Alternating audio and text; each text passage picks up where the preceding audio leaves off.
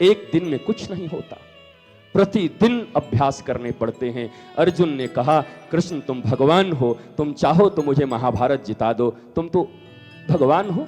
अक्कड़ बक्कड़ बम्बे बो 80-90 पूरे 100, भगवान के लिए कौन सी बड़ी चीज है?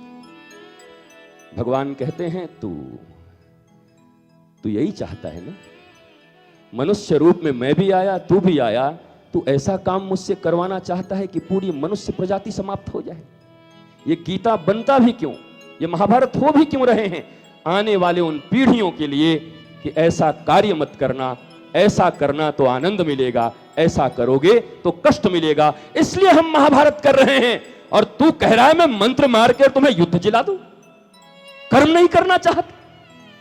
अब गीता का विषय अलग है। एक जगह कृष्ण कहते हैं कर्म से सन्यास ले ले, कर्म सन्यास। अर्जुन पकड़ लेता है, हम तो यही शुरू से कह रहे हैं, हमको कोई काम नहीं करना है। और भगवान बोले किसको बोल दिया? बोला कर्म सन्यास का अर्थ यह होता है फल रहित कर्म को ही कर्म सन्यास कहा जाता है। कर्म सन्यास का अर्थ क्या जानते हो गीता में? हम अब कोई काम नहीं करेंगे, हम कर्म सन्यासी हो गए। कर्म करेंगे, बिना कर्म करे रह नहीं सकते। सांस लेना भी एक कर्म है, भोजन निवाला उठा के मुंह में डालना भी एक कर्म है। कर्म तो करना पड़ेगा, पर कर्मण्येवाधिकारस्तु मा फलेषु कदाचन। हम कर्म करने के अधिकारी हैं, पर फल में हमारा कोई अधिकार नहीं है। इसको कहते हैं कर्म सन्यासी। कितने लोग हैं? हाथ उठाइए।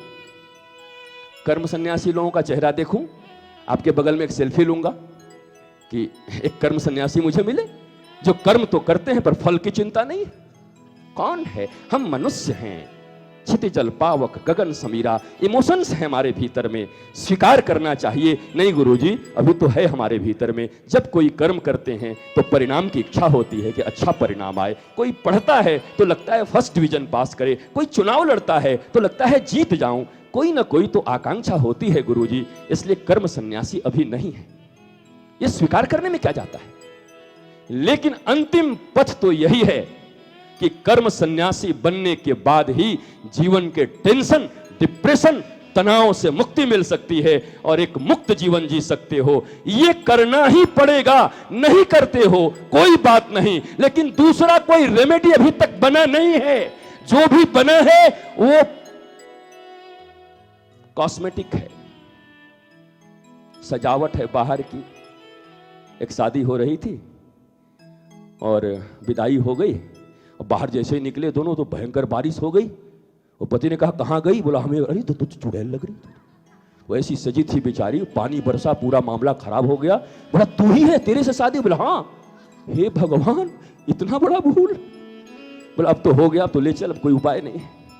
तो ये कॉस्मेटिक्स लगाने से तुम्हारे चेहरे ढक नहीं सकते, बच नहीं सकते। और हम सब कॉस्मेटिक लगा रहे हैं ना। गोमेद पहनते हो ना, गोमेद कॉस्मेटिक। राहु केतु शनि मंगल बुध गुरु। हमारा महाराज जी ऐसा है कि थोड़ा राहु खराब चल रहा है। तेरा राहु खराब नहीं, तू ही बैठा बैठाया राहु है। तू समाज के लिए सबसे बड़ा राहु तू ही, परिवार के लिए तेरे से बड़ा राहु कौन होगा? तो राहु से डरे वही राहु है। किम कुर्वन्तु ग्रहे शर्वा यत केंद्रे बृहस्पति।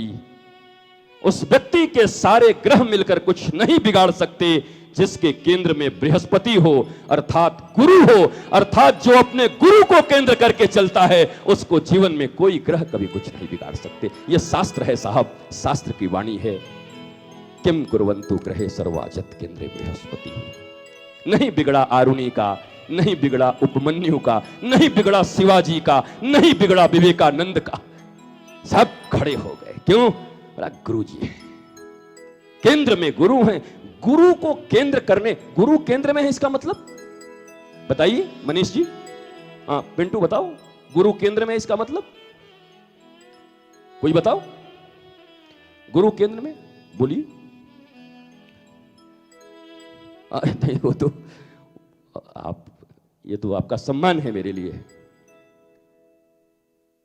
गुरु केंद्र में, इसका अर्थ जत केंद्रे बृहस्पति। हाँ जी, समझ समझ अपनी समझ। यस ठीक, बहुत अच्छा। और कोई? और कोई?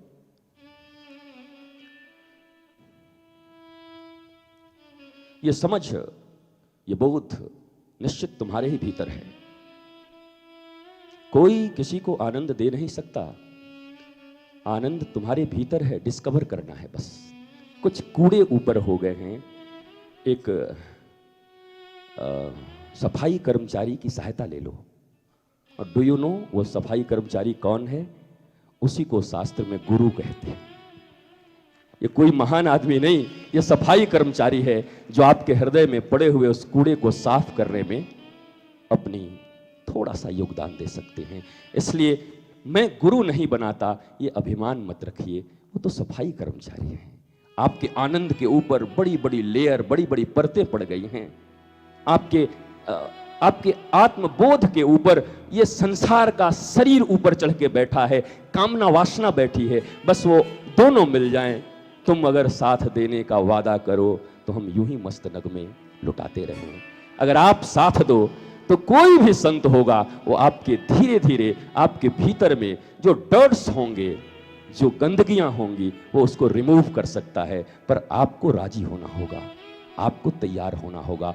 और अर्जुन यही कहता है, तुम भगवान हो के मेरा कुछ नहीं बना सकते, मैं समझ गया। तो अर्जुन ने कहा अंत में, शिष्यस्तेहं साधिमाम त्वाम प्रपन्नम।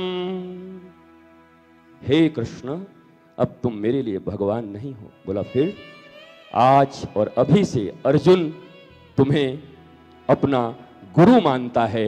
हे गुरुदेव, मेरी सारी बाधाओं को मिटाओ। और कृष्ण गुरु बनकर के गीता का ज्ञान दिए, भगवान बनकर नहीं।